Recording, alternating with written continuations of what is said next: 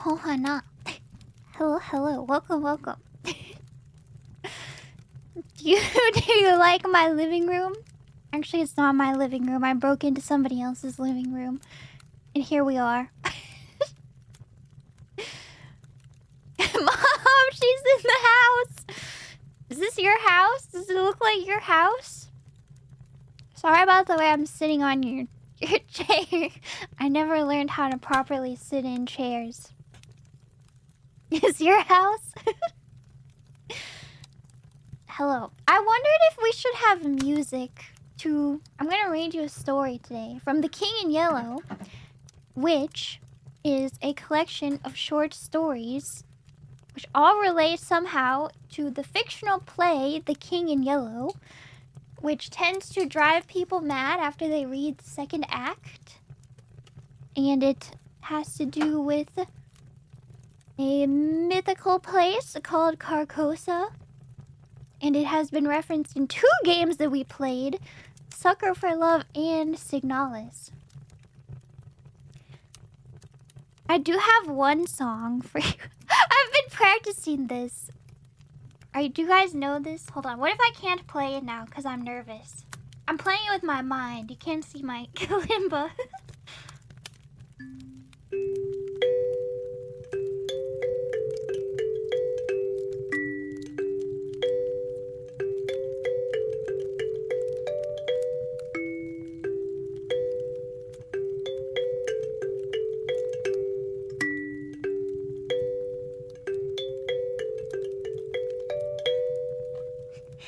Do you know that one? I'm completing my transformations. I can... Your Outer Wilds brain rot? Mine too. I've been working on it. I'm just gonna play that and pretend that I live in the Outer Wilds universe forever.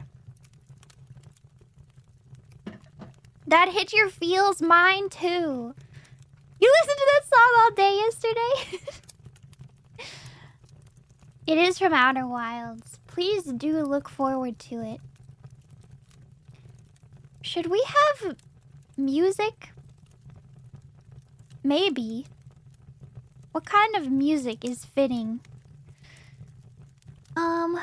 We could browse audio stock. Yeah, maybe some soft BGM. Am I logged in? Can I even show you my audio? Yes. Outer Wilds soundtrack. That's illegal. Do not pay attention to the fact that I just played some of it. It's such a simple melody I could have written it myself. Not really. Hold on. It's gonna be really loud. Oh wait, you can change the volume on audio stock? I never knew. You can change the volume the whole time. I never knew. This is a complete game changer. It's always been too loud.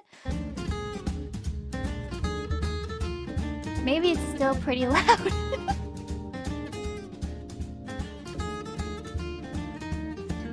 I don't think this is what we want. What do we want? First of all, give me a loop. Image. Winter.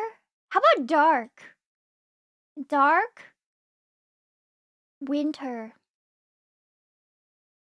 Let's see what we have here. Wait, this one I've already favorited.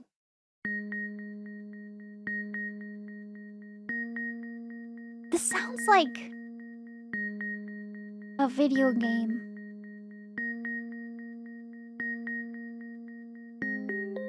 What video game does this sound like? Outer Wilds? Space? Legally distinct Outer Wilds? Signal, kind of Signalis. It all comes back to Outer Wilds.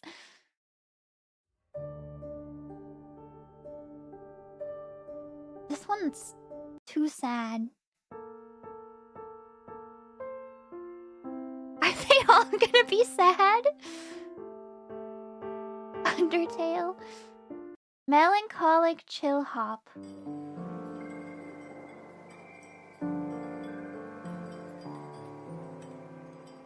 They're all sad. Search evil? Why evil? Sad core loop. What is sad core? We don't need to listen to sad core. BGM that you can enjoy in dance. Oh!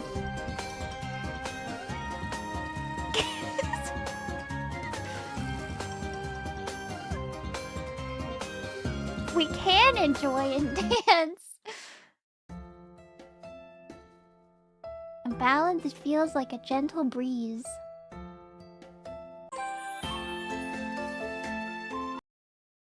Sad piano song. Oh. It's too sad. It's too sad. I need to take the dark image off. What about winter? Melancholy? No, probably not melancholy. If I know what's sad. Winter mysterious? Mysterious cave night. It doesn't really fit this living room that I'm in. Ambient? Is there ambient? Ambient. Ambient winter. I want piano. Ambient winter piano. House in cave. It's too sad. Is all winter music sad? Forest cafe.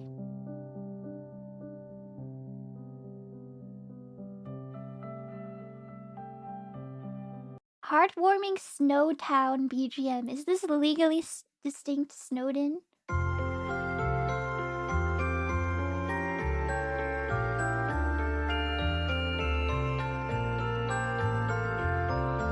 That one was good. This one?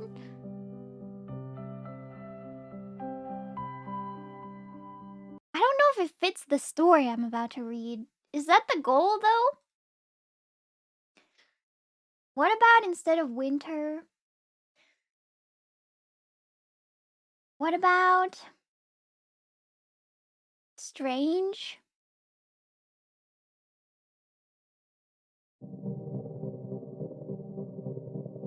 Is this strange? 2-hour audio stock stream? How long have we been doing audio stock? 10 minutes? Oh.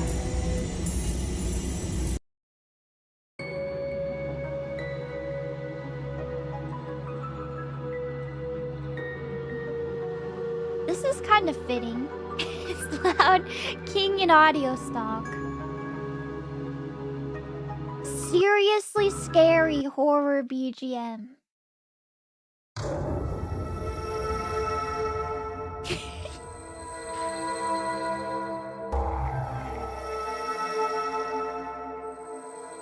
That is pretty scary.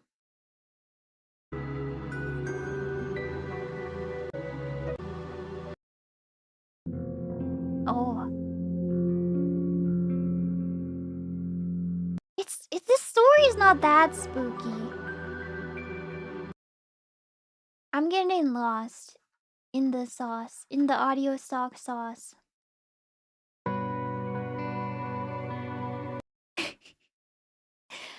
These are all Neva's theme if you leave her alone. Oh no. I've been leaving her alone this whole time. I am indecisive. What kind of sound fits? What if I search Lovecraft? There's nothing. What if I search... Oh wait, maybe there is. No, there's not. What if I search cosmic? mysterious BGM.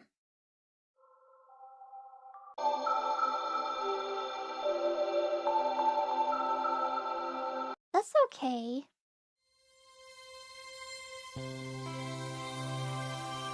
No. Something royal?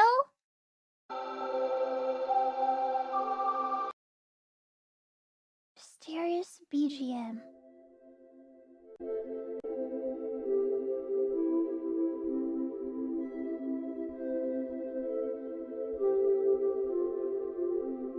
You liked a lot of the ones played already? Am I being too picky?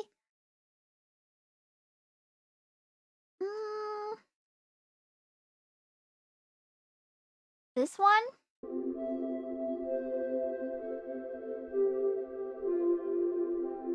Does it fit? Alright, let's download it. Hold on, it might be really loud. I'm about to throw it straight into OBS. Is it loud? I can't hear it. Hold on.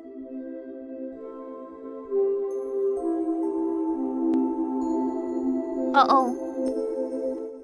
Did it get louder? Now bring my fireplace back. I turned it up. It turned itself up. For what? Perfect. It does kind of sound like Stardew Valley winter.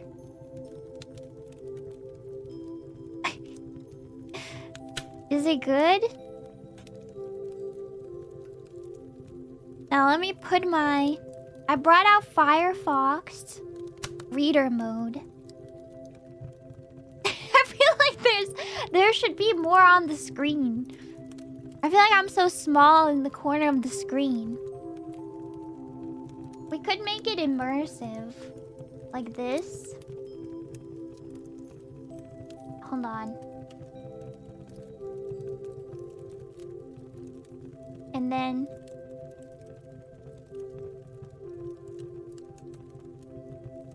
I'm too blurry. Is this just scary? I'm too blurry. I'm so low res. Now there's two of them. Wait, but what if... What if this one is a ghost? This is worse.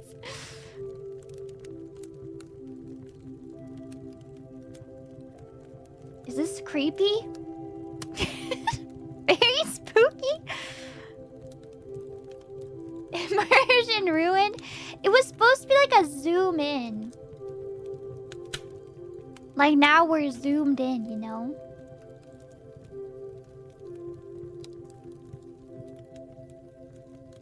Looks cool. Like a music video. There's a ghost. This living room is haunted. He's a red circle. Get rid of her. Exercise her.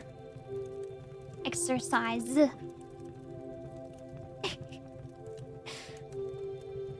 Come back? You liked it?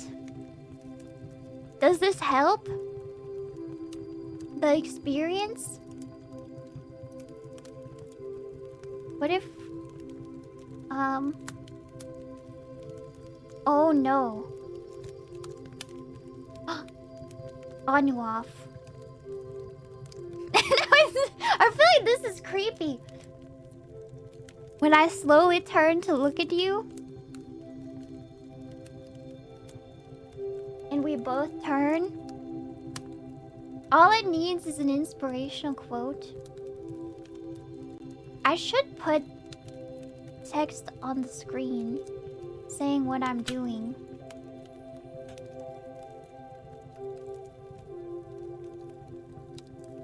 Reading. The king... Although I guess it is in the title. The mask. Is this our inspirational quote? Do I have fonts? I don't think I have fonts. I think I only have the one Halloween font that I downloaded. Which I suppose we could use.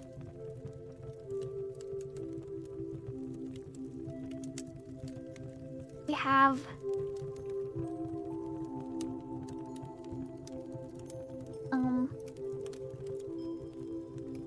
Ghost Hunter. That's kind of nice. Should it be yellow?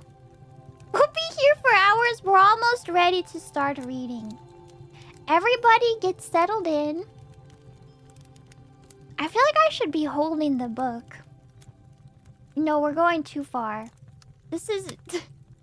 this is stuff that I should have done before the stream started.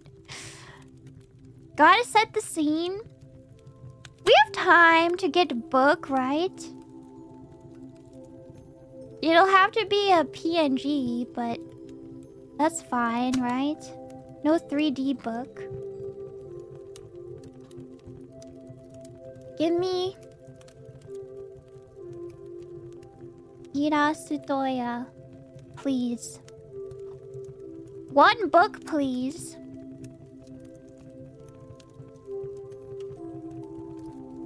Oh, there's a lot of books available. But are any of them the correct orientation? This seems good. Book. Now drag this in here. Oh. My modesty. Okay, maybe it's not quite the right way around. That's not how you read. Somehow in my brain I thought it would look better than this. We can...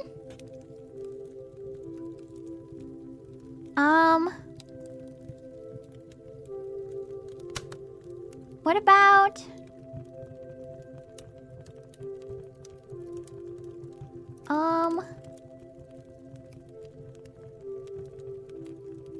Oh, I'm going too far. I'm about to get Clip Studio out. That's too far, though.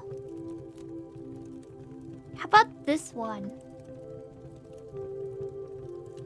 But then we just... we just crop her. And then they become my hands.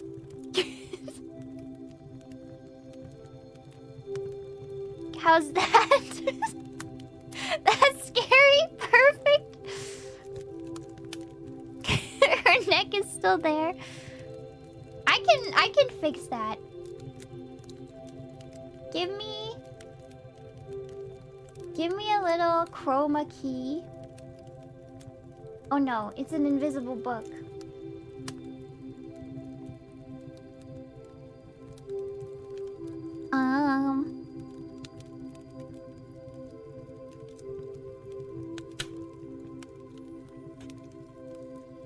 There.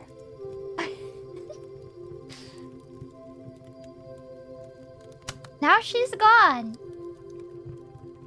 Wait, it should be yellow. We can fix this too.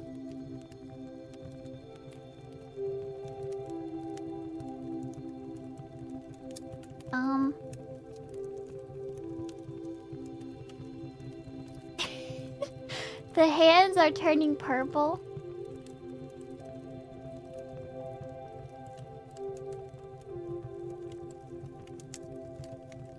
It's yellow, right?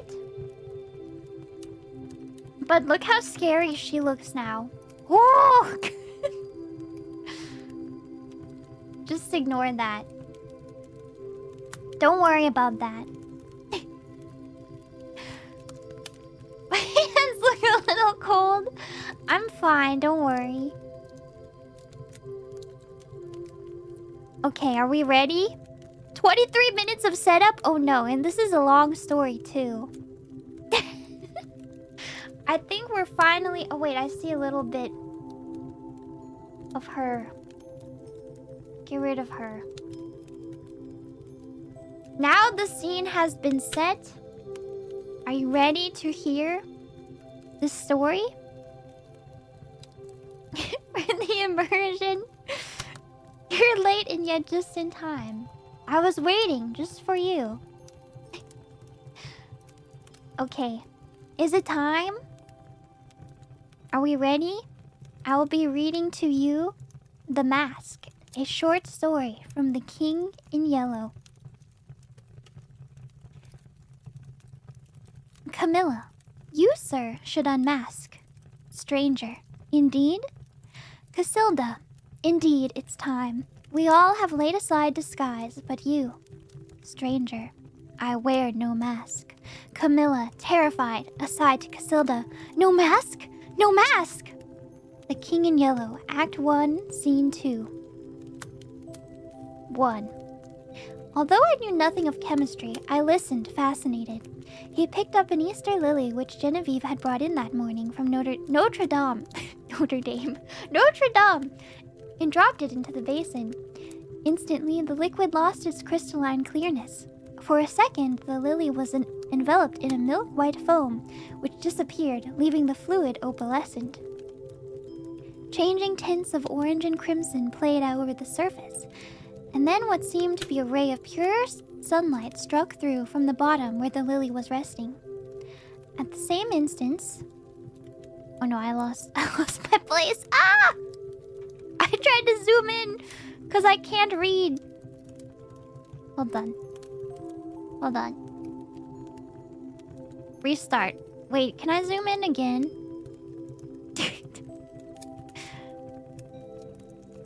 Restart. Good start, good start. Part 1. Although I knew nothing of chemistry, I listened, fascinated. He picked up an Easter lily which Genevieve had brought that morning from Notre Dame and dropped it into the basin. Instantly, the liquid lost its crystalline clearness. For a second, the lily was enveloped in a milk-white foam, which disappeared, leaving the fluid opalescent. Changing tints of orange and crimson played over the surface, and then what seemed to be a ray of pure sunlight struck through from the bottom where the lily was resting. At the same instant, he plunged his hand into the basin and drew out the flower. There is no danger, he explained, if you choose the right moment. That golden ray is the signal. He held the lily toward me, and I took it in my hand. It had turned to stone, to the purest marble. You see, he said, it is without a flaw. What sculptor could reproduce it? The marble was white as snow, but in its depths the veins of the lily were tinged with the palest azure, and a faint flush lingered deep in its heart. Don't ask me the reason of that, he smiled, noticing my wonder. I have no idea why the veins and heart are tinted, but they always are. Yesterday I tried one of Genevieve's goldfish. There it is. The fish looked as if sculpted in marble, but if you held it to the light, the stone was beautifully veined with a faint blue. From somewhere within came a rosy light like the tint which slumbers in an opal. I looked into the basin. Once more it seemed filled with clearest crystal. If I should touch it now? I demanded. I don't know, he replied, but you had better not try. There is one thing I'm curious about, I said, and that is where the ray of sunlight came from. It looked like a sunbeam, true enough, he said. I don't know, it always comes when I immerse any living thing. Perhaps, he continued, smiling, perhaps it is the vital spark of the creature escaping to the source from whence it came. I saw he was mocking and threatened him with a mahl stick, but he only laughed and changed the subject. Stay to lunch. Genevieve will be here directly. I saw her going early to Mass, I said, and she looked as fresh and sweet as that lily before you destroyed it. Do you think I destroyed it? Said Boris gravely. Destroyed, preserved, how can we tell? We sat in the corner of a studio near his unfinished group of the Fates. He leaned back on the sofa, twirling a sculptor's chisel and squinting at his work. By the way, he said, I have finished pointing up that old academic Ariadne, and I suppose it will have to go to the salon. It's all I have ready this year, but after the success the Madonna brought me, I feel ashamed to send a thing like that. The Madonna, an exquisite marble for which Genevieve had sat, had been the sensation of last year's salon. I looked at the Ariadne. It was a magnificent piece of technical work, but I agreed with Boris that the world would expect something better of him than that. Still, it was impossible now to think of finishing in time for the salon, that splendid, terrible group half-shrouded in marble behind me. The fates would have to wait. We were proud of Boris. We claimed him and he claimed us on the strength of his having been born in America, although his father was French and his mother was a Russian. Every one of the Boards called him Boris, and yet there were only two of us whom he addressed in the same familiar way, Jack Scott and myself. Perhaps my being in love with Genevieve had something to do with his affection for me. Not that it had ever been acknowledged between us. But after all was settled and she had told me with tears in her eyes that it was Boris whom she loved, I went over to his house and congratulated him. The perfect cordiality of that interview did not deceive either of us, I always believed, although to one at least it was a great comfort. I do not think he and Genevieve ever spoke of the matter together, but Boris knew. Genevieve was lovely. The Madonna-like purity of her face might have been inspired by the Sanctus in Gounod's Mass, but I was always glad when she changed that mood for what we called her April maneuvers. She was often as variable as an April day. In the morning, grave, dignified, and sweet. At noon, laughing, capricious. At evening, whatever one least expected. I preferred her so rather than in that Madonna-like tranquility which stirred the depths of my heart. I was dreaming of Genevieve when he spoke again. What do you think of my discovery, Alec? I think it's wonderful. I shall make no use of it, you know, beyond satisfying my own curiosity so far as may be, and that secret will die with me. It would be rather a blow to sculpture, would it not? We painters lose more than we ever gain by photography. Boris nodded, playing with the edge of the chisel. This new, vicious discovery would corrupt the world of art. No, I shall never confide the secret to anyone, he said slowly. It would be hard to find anyone less informed about such a phenomenon than myself. But of course I had heard of mineral springs so saturated with silica that the leaves and twigs which fell into them were turned to stone after a time. I dimly comprehended the process, how the silica replaced the vegetable matter atom by atom, and the result was a duplicate of that object in stone. This, I confess, had never interested me greatly, and as for the ancient fossils thus produced, they disgusted me. Boris, it appeared, feeling curiosity instead of repugnance, had investigated the subject, and had accidentally stumbled upon a solution which, attacking the immersed object with such ferocity unheard of, in a second did the work of years. This was all I could make out of the strange story he had just been telling me. He spoke again after a long silence. I am almost frightened when I think what I have found. Scientists would go mad over the discovery. It was so simple, too. It discovered itself. When I think of that formula, and that new element precipitated in metallic scales... What new element? Oh, I haven't thought of naming it, and I don't believe I ever shall. There are enough precious metals now in the world to cut throats over. I pricked up my ears. Have you struck gold, Boris? No, better. But see here, Alec. He laughed, starting up. You and I have all we need in this world. Ah, how sinister and covetous you look already. I laughed too and told him I was devoured by the desire of gold, and we had better talk of something else. So when Genevieve came in shortly after, we had turned our backs on alchemy.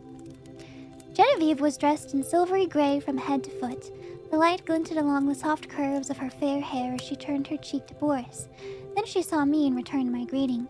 She had never before failed to blow me a kiss from the tips of her white fingers, and I promptly complained of the omission.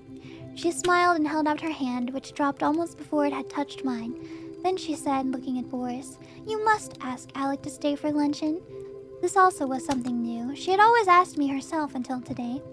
"I did," said Boris shortly. "And you said yes, I hope?" She turned to me with a charming, conventional smile. I might have been an acquaintance of the day before yesterday. I made her a long bow. "J'avais bien l'honneur, madame." But refusing to take up our usual bantering tone, she murmured a hospitable commonplace and disappeared. Boris and I looked at one another. "I had better go home, don't you think?" I asked. Hanged if I know, he replied frankly. While we were discussing the advisability of my departure, Genevieve reappeared in the doorway without her bonnet. She was wonderfully beautiful, but her color was too deep and her lovely eyes were too bright. She came straight to me and took my arm. Luncheon is ready. Was I cross, Alec? I thought I had a headache, but I haven't. Come here, Boris. And she slipped her other arm through his. Alec knows that after you, there is no one in the world whom I like as well as I like him. So if he sometimes feels snubbed, it won't hurt him. A la bonne heure, I cried. Who says there are no thunderstorms in April? Are you ready? Chanted Boris. Aye, ready. And arm in arm, we raced into the dining room, scandalizing the servants. After we were not so much to blame. Genevieve was 18, Boris was 23, and I not quite 21. Part 2. Some work that I was doing about this time on the decorations for Genevieve's boudoir kept me constantly at the quaint little hotel in the Rue Saint-Cécile. Boris and I in those days labored hard, but as we pleased, which was fitfully, and we all three, with Jack Scott, idled a great deal together. One quiet afternoon, I had been wandering alone over the house, examining curios, prying into odd corners, bringing out sweetmeats and cigars from strange hiding places, and at last I stopped in the bathing room. Boris, all over clay, stood there washing his hands. The room was built of rose-colored marble excepting the floor, which was tessellated in rose and gray. In the center was a square pool sunken below the surface of the floor. Steps led down into it. Sculpted pillars supported a frescoed ceiling. A delicious marble cupid appeared to have just alighted on his pedestal at the upper end of the room. The whole interior was Boris's work and mine. Boris, in his working clothes of white canvas, scraped the traces of clay and red modeling wax from his handsome hands, and coquetted over his shoulder with the cupid. I see you, he insisted. Don't try to look the other way and pretend not to see me. You know who made you, little humbug. It was always my role to interpret Cupid's sentiments in these conversations, and when my turn came I responded in such a manner that Boris seized my arm and dragged me toward the pool, declaring he would duck me. Next instant he dropped my arm and turned pale. Good God, he said. I forgot the pool is full of the solution. I shivered a little and dryly advised him to remember better where he had stored the precious liquid. In heaven's name, why do you keep a small lake of that gruesome stuff here of all places? I asked. I want to experiment on something large, he replied. On me, for instance? Ah, that came too close for jesting, but I do want to watch the action of that solution on a more highly organized living body. There's that big white rabbit, he said, following me into the studio. Jack Scott, wearing a paint-stained jacket, came wandering in, appropriated all the oriental sweetmeats he could lay his hands on, looted the cigarette case, and finally he and Boris disappeared together to visit the Luxembourg Gallery, where a new silver bronze by Rodin and a landscape of Monet's were claiming the exclusive attention of artistic France. I went back to the studio and resumed my work. It was a Renaissance screen, which Boris wanted me to paint for Genevieve's boudoir. But the small boy who was unwillingly dawdling through a series of poses for it, today refused all bribes to be good. He never rested an instant in the same position, and instead of 5 minutes, I had as many different outlines of the little beggar. Are you posing or are you executing a song and dance, my friend? I inquired. Whichever monsieur pleases, he replied with an angelic smile. Of course I dismissed him for the day, and of course I paid him for the full time, that being the way we spoil our models. After the young imp had gone, I made a few perfunctory daubs at my work, but I was so thoroughly out of humor that it took me the rest of the afternoon to undo the damage I had done. So at last I scraped my palette, stuck my brushes in a bowl of black soap, and strolled into the smoking room. I really believe that, excepting Genevieve's apartments, no room in the house was so free from the perfume of tobacco as this one. It was a chaos of odds and ends, hung with threadbare tapestry. A sweet-toned old spinet in good repair stood by the window. There were strands of weapons, some old and dull, others bright and modern, festoons of Indian and Turkish armor over the mantel, 2 or 3 good pictures, and a pipe rack. It was here that we used to come for new sensations in smoking. I doubt if any type of pipe ever existed which was not represented in that rack. When we had selected one, we immediately carried it somewhere else and smoked it, for the place was, on the whole, more gloomy and less inviting than any in the house. But this afternoon, the twilight was very soothing, the rugs and skins on the floor looked brown and soft and drowsy, The big couch was piled with cushions. I found my pipe and curled up there for an unaccustomed smoke in the smoking room. I had chosen one with a long, flexible stem, and lighting it felt dreaming. After a while it went out, but I did not stir. I dreamed on and presently fell asleep. I awoke to the saddest music I had ever heard. The room was quite dark. I had no idea what time it was. A ray of moonlight silvered one edge of the old spinet, and the polished wood seemed to exhale the sounds as perfume floats above a box of sandalwood. Someone rose in the darkness and came away weeping quietly, and I was fool enough to cry out, "Genevieve!" She dropped at my voice, and I had time to curse myself while I made a light and tried to raise her from the floor. She shrank away with a murmur of pain. She was very quiet and asked for Boris. I carried her to the divan and went to look for him, but he was not in the house, and the servants were gone to bed. Perplexed and anxious, I hurried back to Genevieve. She lay where I had left her, looking very white. "I can't find Boris or any of the servants," I said. "I know," she answered faintly. "Boris has gone to Ept with Mr. Scott. I did not remember when I sent to you for him just now." "But he can't get back in that case before tomorrow afternoon, and... Are you hurt? Did I frighten you into falling? What an awful fool I am, but I was only half awake." "Boris thought you had gone home before dinner. Do please excuse us for letting you stay here all this time." "I have had a long nap," I laughed, so sound that I did not know whether I was still asleep or not when I found myself staring at a figure that was moving toward me and called out your name. "Have you been trying the old spinet? You must have played very softly." I would tell 1,000 more lies worse than that one to see the look of relief that came into her face. She smiled adorably and said in her natural voice, "Alec, I tripped on that wolf's head, and I think my ankle is sprained. Please call Marie and then go home." I did as she bade me and left her there when the maid came in. Part 3.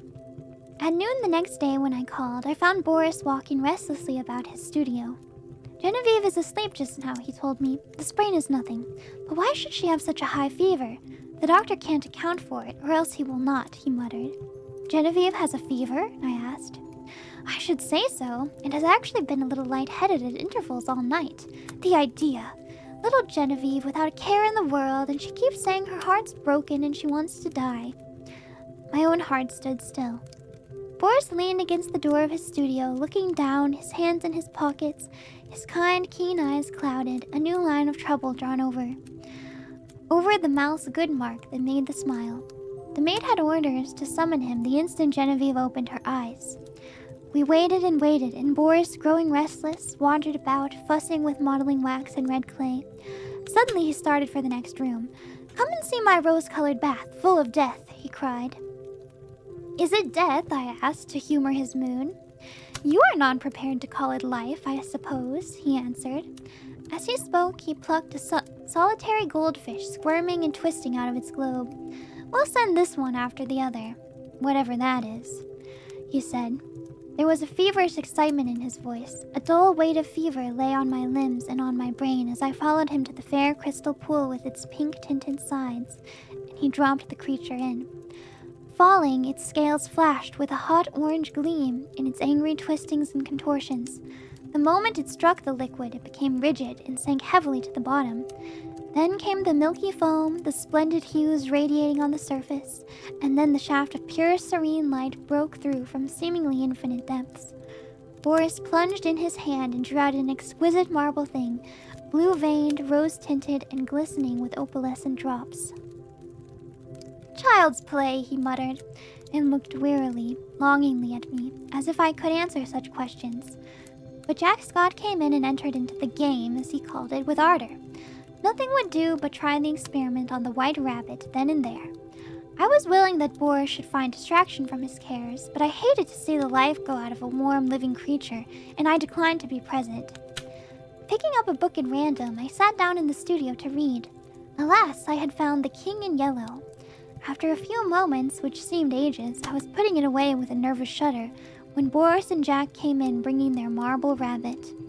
At the same time, the bell rang above and a cry came from the sick room. Boris was gone like a flash, and the next moment he called, "Jack, run for the doctor. Bring him back with you. Alec, come here." I went and stood at her door. A frightened maid came out in haste and ran away to fetch some remedy. Genevieve, sitting bolt upright with crimson cheeks and glittering eyes, babbled incessantly and resisted Boris's gentle restraint. He called to me to help. At my first touch, she sighed and sank back, closing her eyes, and then, as we still bent above her, she opened them again, looked straight into Boris's face, poor fever-crazed girl, and told her secret. At the same instant, our 3 lives turned into new channels. The bond that held us so long together snapped forever, and a new bond was forged in its place. For she had spoken my name, and as the fever tortured her, her heart poured out its load of hidden sorrow. Amazed and dumb, I bowed my head, while my face burned like a live coal, and the blood surged in my ears, stupefying me with its clamor. Incapable of movement, incapable of speech, I listened to her feverish words in agony of shame and sorrow. I could not silence her. I could not look at Boris. Then I felt an arm upon my shoulder, and Boris turned a bloodless face to mine. "It is not your fault, Alec. Don't grieve so if she loves you." But he could not finish, and as the doctor stepped swiftly into the room saying, "Ah, the fever!" I seized Jack Scott and hurried him to the streets saying, Boris would rather be alone. We crossed the street to our own apartments, and that night, seeing I was going to be ill too, he went for the doctor again. The last thing I recollect with any distinctness was hearing Jack say, "For heaven's sake, doctor, what ails him to wear a face like that?" And I thought of the King in Yellow and the pallid mask. I was very ill, for the strain of 2 years which I had endured since that fatal May morning when Genevieve murmured, "I love you, but I think I love Boris best," told on me at last. I had never imagined that it could become more than I could endure. Outwardly tranquil, I had deceived myself. Although the inward battle raged night after night, and I, lying alone in my room, cursed myself for rebellious thoughts unloyal to Boris and unworthy of Genevieve, the morning always brought relief, and I returned to Genevieve and to my dear Boris with a heart washed clean by the tempests of the night. Never in word or deed or thought while with them had I betrayed my sorrow even to myself. The mask of self-deception was no longer a mask for me. It was a part of me. Night lifted it, laying bare the stifled truth below. But there was no one to see except myself, and when the day broke, the mask fell back again of its own accord. These thoughts passed through my troubled mind as I lay sick, but they were hopelessly entangled with visions of white creatures, heavy as stone, crawling about in Boris's basin, of the wolf's head on the rug, foaming and snapping at Genevieve, who lay smiling beside it. I thought, too, of the King in Yellow, wrapped in the fantastic colors of his tattered mantle, and that bitter cry of Casilda, "Not upon us, O King, not upon us!" Feverishly I struggled to put it from me, but I saw the lake of Holly, thin and blank, without a ripple or wind to stir it, and I saw the towers of Carcosa behind the moon. Aldebaran, the Hyades, Aller, Hastur, gilded through the cloud rifts which fluttered and flapped as they passed, like the sculpted tatters of the King in Yellow. Among all these, one sane thought persisted. It never wavered, no matter what else was going on in my disordered mind, that my chief reason for existing was to meet some requirement of Boris and Genevieve.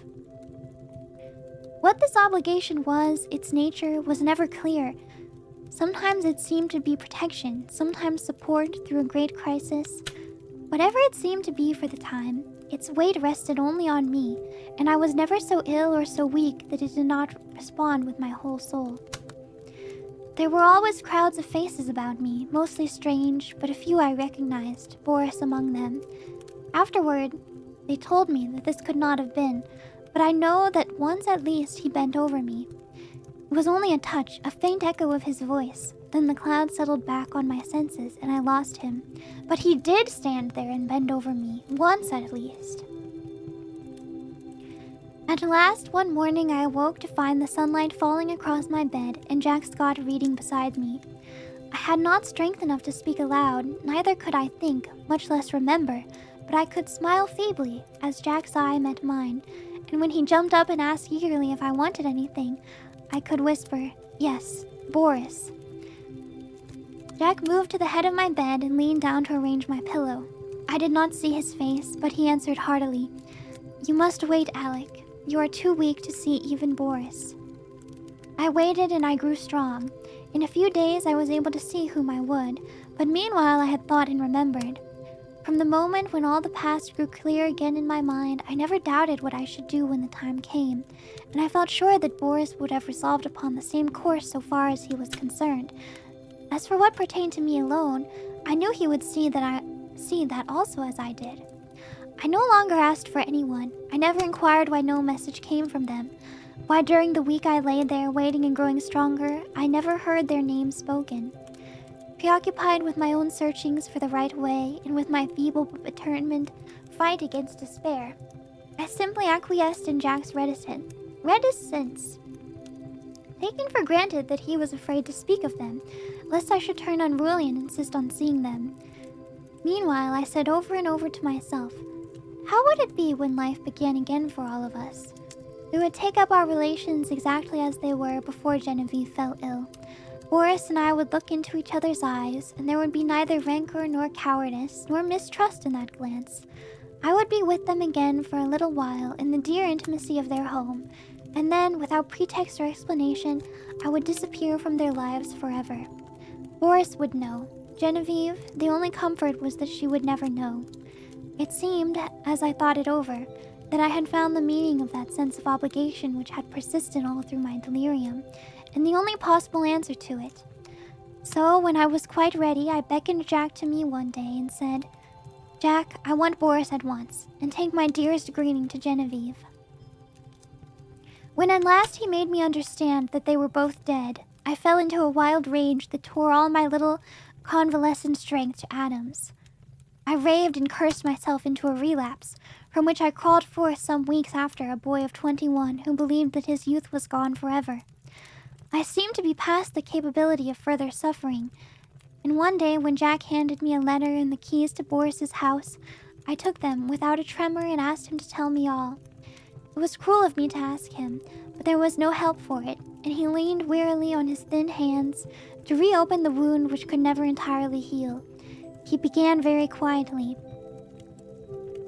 Alec, unless you have a clue that I know nothing about, you will not be able to explain any more than I what has happened. I suspect that you would rather not hear these details, but you must learn of them, else I would spare you the relation. God knows I wish I could be spared the telling. I shall use few words. That day when I left you in the doctor's care and came back to Boris, I found him working on the fates. Genevieve, he said, was sleeping under the influence of drugs. She had been quite out of her mind, he said.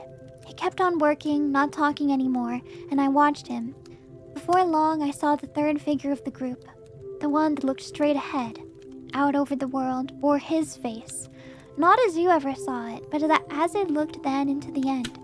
This is one thing for which I should like to find an explanation, but I never shall. Well, he worked and I watched him in silence, and we went on that way until nearly midnight. Then we heard the door open and shut sharply, and a swift rush in the next room. Boris sprang through the doorway and I followed, but we were too late. She lay at the bottom of the pool, her hands across her breast. Then Boris shot himself through the heart. Jack stopped speaking. Drops of sweat stood under his eyes, and his thin cheeks twitched.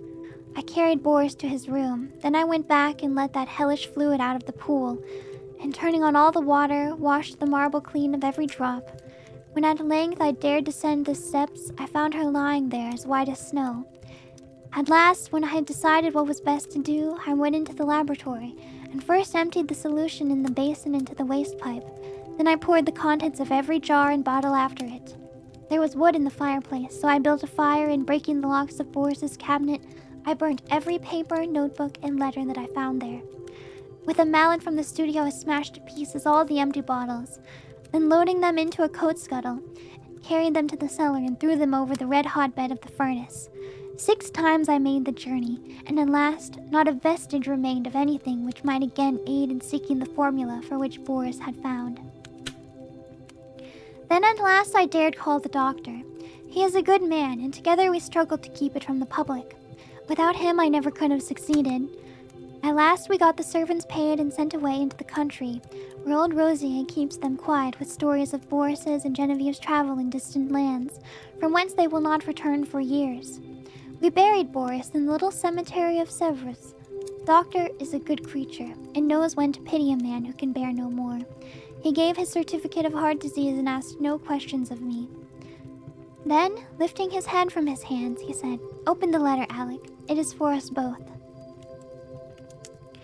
I tore it open. It was Boris's will dated a year before. He left everything to Genevieve, and in case of her dying childless, I was to take control of the house in the Rue Saint-Cécile, and Jack Scott the management at Ept.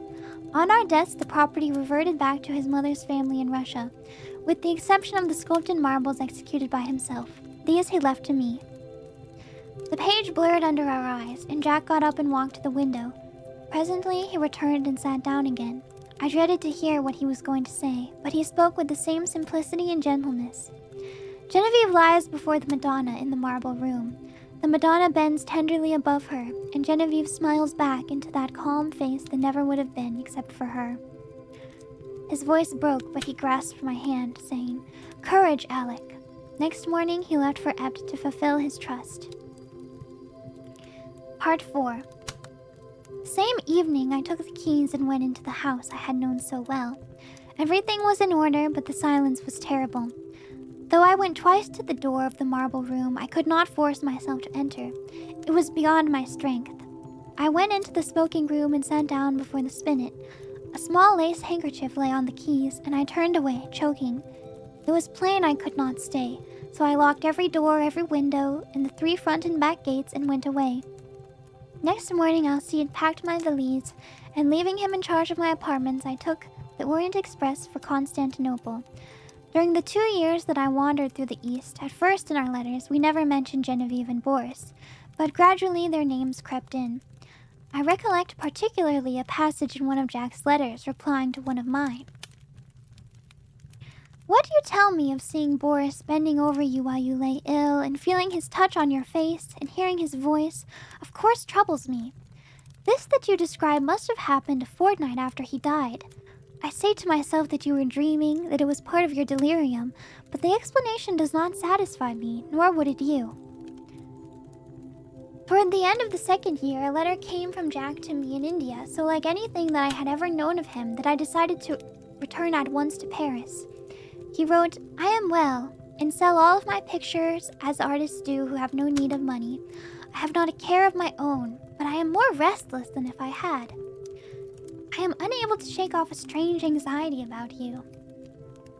It is not apprehension. It is rather a breathless expectancy of what God knows. I can only say it is wearing me out. Nights I dream always of you and Boris. I can never recall anything afterward, but I wake in the morning with my heart beating, and all day the excitement increases until I fall asleep at night to recall the same experience. I am quite exhausted by it, and have determined to break up this morbid condition. I must see you. Shall I go to Bombay, or will you come to Paris?" I telegraphed him to expect me by the next steamer. When we met, I thought he had changed very little. He insisted, looked in splendid health. It was good to hear his voice again, and as we sat and chatted about what life still held for us, we felt that it was pleasant to be alive in the bright spring weather. We stayed in Paris together a week, and then I went for a week to Ept with him.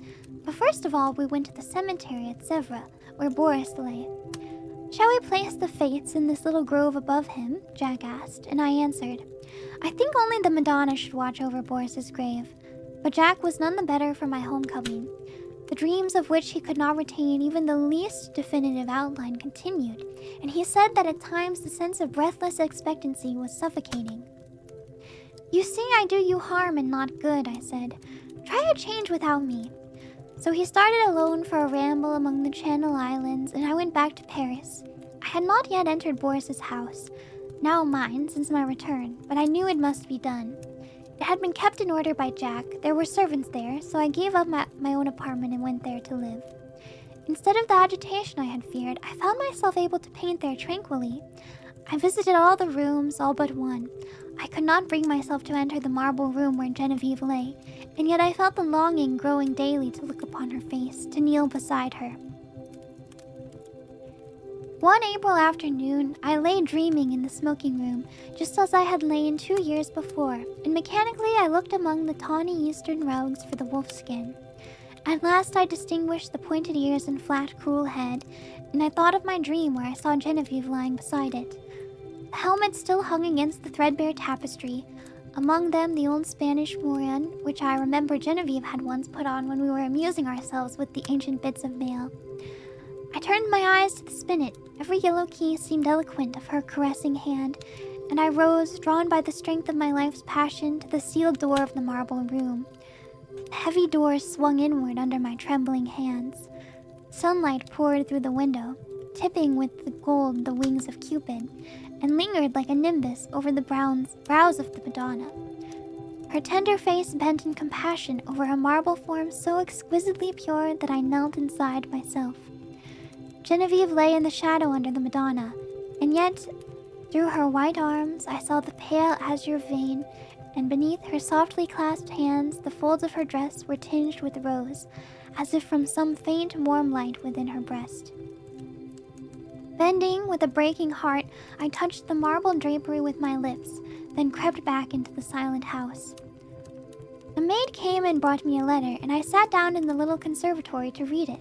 But as I was about to break the seal, seeing the girl lingering, I asked her about what she wanted. She stammered something about a white rabbit that had been caught in the house, and asked what should be done with it.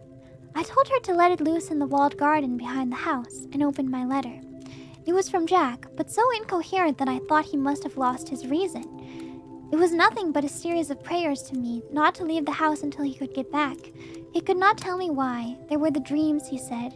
He could explain nothing, but he was sure that I must not leave the house in the Rue Saint-Cécile.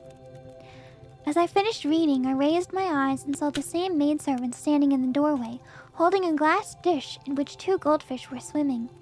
"Put them back into the tank and tell me what you mean by interrupting me," I said. With a half-suppressed whimper, she emptied the water and fish into an aquarium at the end of the conservatory, and turning to me asked my permission to leave my service. She said people were playing tricks on her, evidently with a design of getting her into trouble. The marble rabbit had been stolen, and a live one had been brought into the house. The 2 beautiful marble fish were gone, and she had just found those common live things flopping on the dining room floor. I reassured her and sent her away, saying I would look about myself.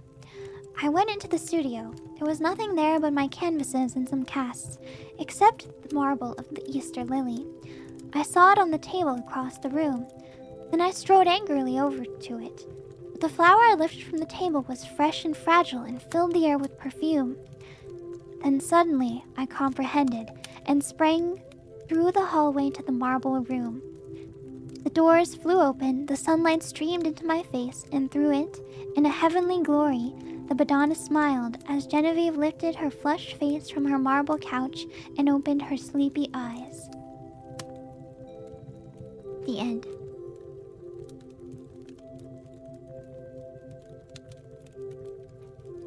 I like this story. Poor Boris, though. I know it's not really a happy ending. Maybe. I mean, I don't think it's even happy for Alec. It's kind of like Romeo and Juliet. It is tragic. Not everyone died, it's true. Just Boris. Poor Boris. But I like this story because from the beginning, as soon as you learn about the solution, it turns things into marble.